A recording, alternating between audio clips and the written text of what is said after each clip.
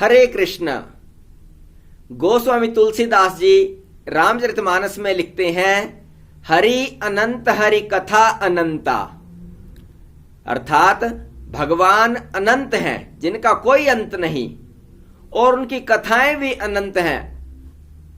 तो इसी भगवान अनंत अर्थात भगवान विष्णु से जुड़ी है अनंत चतुर्दशी की कथा। आज हम अनंत चतुर्दशी व्रत के बारे में जानेंगे। तो भाद्रपद मास के शुक्ल पक्ष की चतुर्दशी तिथि ही अनंत चतुर्दशी कहलाती है। भगवान विष्णु का नाम है अनंत, क्योंकि जिसका कोई अंत ना हो। सृष्टि में मनुष्य, जीव, पशु, पक्षी, पेड़ पौधे, सृष्टि, पर्वत, पहाड़, नदियां, सबका अंत है। जब प्रलय आता है तो सब विनाश हो जाता है, मात्र भगवान हरि ही इस सृष्टि पर निवास करते हैं, इसलिए भगवान को अनंत कहते हैं। और भगवान विष्णु की पूजा इस अनंत चतुर्दशी के दिन जो भी विधि विधान से करता है उसकी हर इच्छा पूरी होती है। दरिद्र व्यक्ति का दरिद्र दूर होता है, दुखी व्यक्ति सुखी होता है।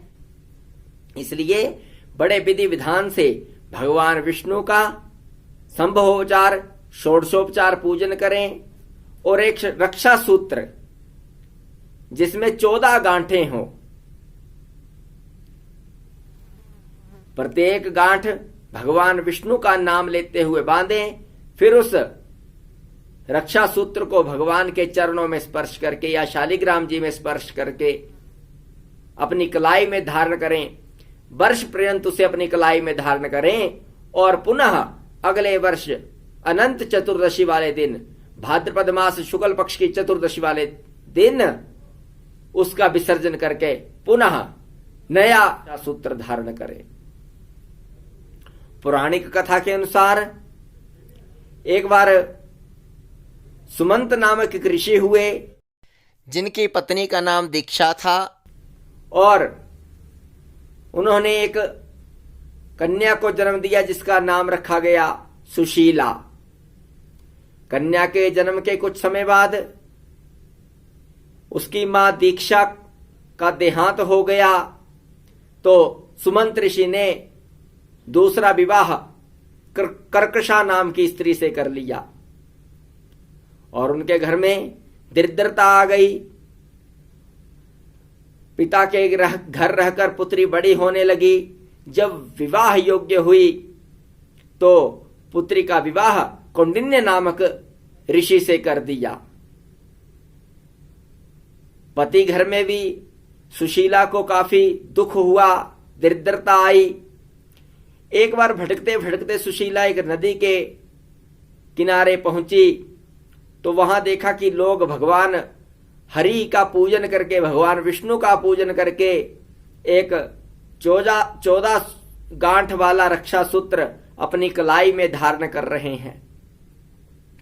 उसने भी विधिवत भगवान का पूजन किया उनके साथ और उनसे एक रक्षा सूत्र 14 गांठों वाला सूत्र लेकर अपनी कलाई पर धारण कर लिया।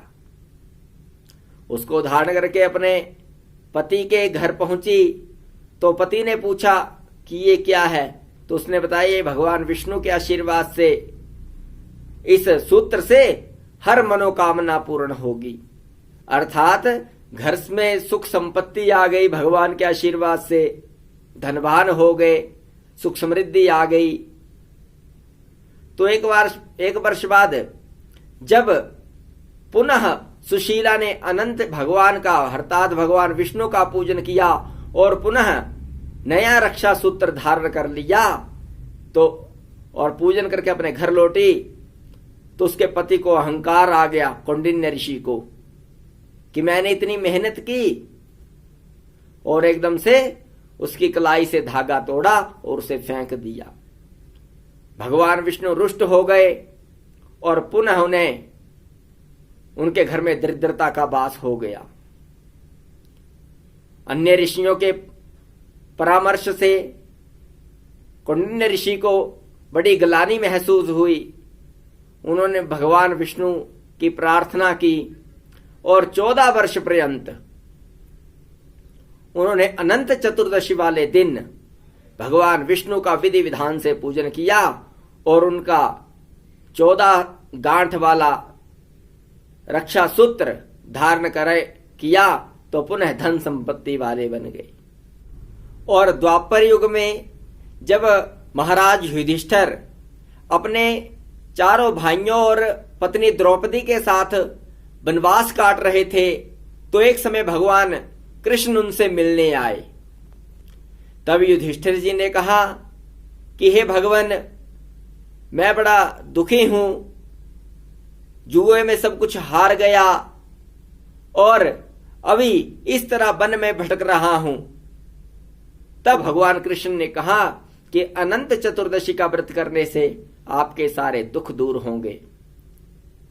तो 12 वर्ष का वनवास और 1 वर्ष का अज्ञातवास, इन 13 वर्षों में महाराज युधिष्ठिर ने अनंत चतुर्दशी का व्रत करके भगवान का 14 गांठ वाला रक्षा सूत्र धारण किया तो उससे महाभारत के युद्ध में विजय प्राप्त हुए और बाद में राज भोगा।